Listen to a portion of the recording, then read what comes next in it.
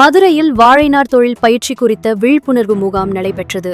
இதில் ஏராளமானோர் கலந்து கொண்டு பயனடைந்தனர். இந்திய அரசு கதர் மற்றும் கிராம தொழில்கள் ஆணையம் மற்றும் பெட்கிராட் இணைந்து நடத்தும் கிராமோத்யோக் விகாஸ் யோஜனா திட்டத்தில் வாழைநார் தொழில் விழிப்புணர்வு முகாம் பெட்கிராட் நிர்வாக இயக்குநர் எம். சுப்ராம் தலைமையிலும் பெட்கிராட் தலைவர் கிருஷ்ணவேணி, பொதுச் செயலாளர் அங்குசாமி ஆகியோர் முன்னிலையிலும் நடைபெற்றது. KVIC உதவி இயக்குநர் கலிபுர் ரஹ்மான் வரவேற்று பேசினார். KVIC மண்டல இயக்குநர் செந்தில்குமார் ராமசாமி குத்துவிளக்கேற்றி விழாவை துவக்கி வைத்து மகாத்மா காந்தி உருவப்படத்திற்கு மலர் தூவி மரியாதை செலுத்தினார். பின்னர் அவர் பேசுகையில், வருடம்தோறும் வாழைநார் தொழில் பயிற்சி கிராமத் தொழில் மேம்பாடு பயிற்சிகள் கிராமப்புற பயனாளிகளுக்கு தொடர்ந்து வழங்கி வருவதாகவும் 5000 முதல் 1 லட்சம் வரை தொழிலில் பயன்படுத்தும் இயந்திரங்கள் வழங்குவதாகவும் கூறினார். இந்த வாழைநார் தொழிலில் சாதனை படைத்து வரும் மேலக்கால் முருகேசன் பேசுகையில், வாழைநார் பொருட்கள் தயாரிக்கும் தனது நிறுவனத்தில் சுமார் 5000 நபர்கள் வேலை செய்வதாகவும் 400 நபர்கள் பயிற்சியில் உள்ளதாகவும் கூறினார். கனரா வங்கி ரூட்செட் அலுவலர் வி. ராகவராவ் வாரம் மாதம் 45 நாள் பயிற்சிகள் வழங்குவதாக கூறினார். KVIC உதவி இயக்குநர் செந்தில்குமார் திட்டங்கள் பற்றி பேசினார். மண்பாண்டம் உற்பத்தியாளர்கள் வாழ்வாதாரம் மேம்பட தொழில் உற்பத்தியை செய்து வரும் மண்பாண்ட உற்பத்தியாளர்கள் சங்கத் தலைவர் தியாகராஜன் இம்முகாமில் பங்கேற்று பேசினார். 100க்கும் மேற்பட்ட பெண்கள் கலந்து கொண்டு சுயதொழில் முனைவோராக மாறுவதற்கான முயற்சியை கற்றுக்கொண்டதாக கூறினர். தங்கப்பல் அழகர்சாமி, லட்சுமி அம்மாள், சமூக நல நுகர்வோர் விழிப்புணர்வு தலைவர் AP குமார், பொதுச் செயலாளர் ராஜசேகர், அம்பேத்கர் பெண்கள் மேம்பாட்டுக் கழக தலைவர் புஷ்பம் சந்திரன் உள்ளிட்டார் பங்கேற்றனர். கலந்து கொண்ட அனைவருக்கும் பெட்கிராட் பொருளாளர் சாரால் ரூபி நன்றி கூறினார். கல்லாம் நியூஸ் செய்திகளுக்காக மதுரை மாவட்ட செய்தியாளர் கனகராஜ். உங்களுக்கு இந்த வாழைநார் ஏற்றுமதி செய்யப்படுகின்றது. அதன் மூலமாக நிறைய பேர் வேலைவாய்ப்பு பெறுகிறார்கள், தொழிலில் முன்னேற்றம் அடைகிறார்கள், நிறைய லாபம் சம்பாதிக்கிறாங்க.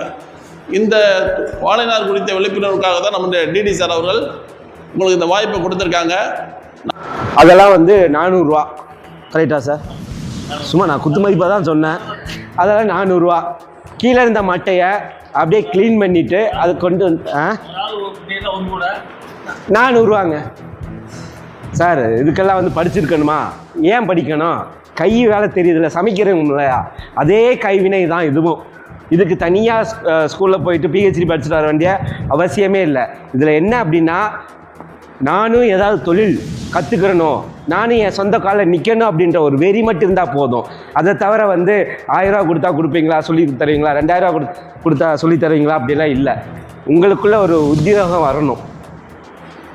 உங்கள் கீழே ஒரு 2 பேருக்கு நான் வேலை கொடுக்கணும் அப்படின்னு நீங்கள் நினச்சிங்க அப்படின்னா எங்கிட்ட கேளுங்க. அதுக்கான சப்போர்ட் நாங்கள் பண்ணுறோம்.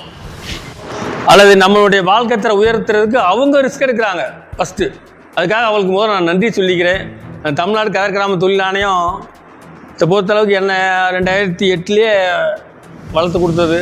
இந்த தொழில் இந்தியாவிலே ஃபஸ்ட்டு நான் தான் ஆரம்பித்தேன். கிராமத்தில் சின்ன குடிசையில் ஆரம்பித்தது. அது இந்த அளவுக்கு வளரும்னு நாங்களும் எதிர்பார்க்கல. மாட்டுக்கோட்டத்துலேருந்து செட் ஆகினேன்.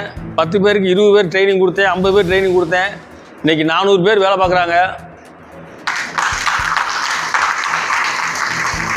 பேர் வேலை பார்க்குறவங்களுக்கு முறைப்படி PF இன்சூரன்ஸு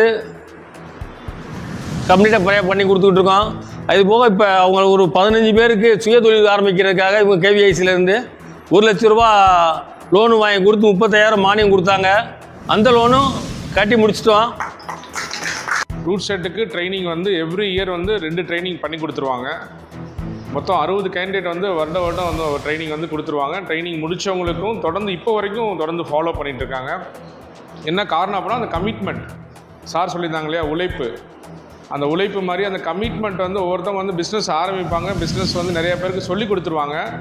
அது ஃபாலோ பண்ணாமல் விட்டுருவாங்க நிறைய பேர். ஏன்னா அதுக்கடுத்து அவங்களோட பிஸ்னஸ் வைடப் ஆகி பெரிய லெவலில் வளர்ந்துக்கிட்டே போயிடும். வளர்ந்துக்கிட்டே போகும்போது அதை ஃபாலோ பண்ணாமல் இருக்கனால நிறைய பேர் தோல்வி அடைஞ்சிருவாங்க. ஆனால் முருகேசன் சார் அப்படி கிடையாதுங்க. இந்த ஃபைபரில் A to Z ஆலேருந்து அக்கு வரைக்கும் எல்லாமே அவங்களுக்கு தெரியும்.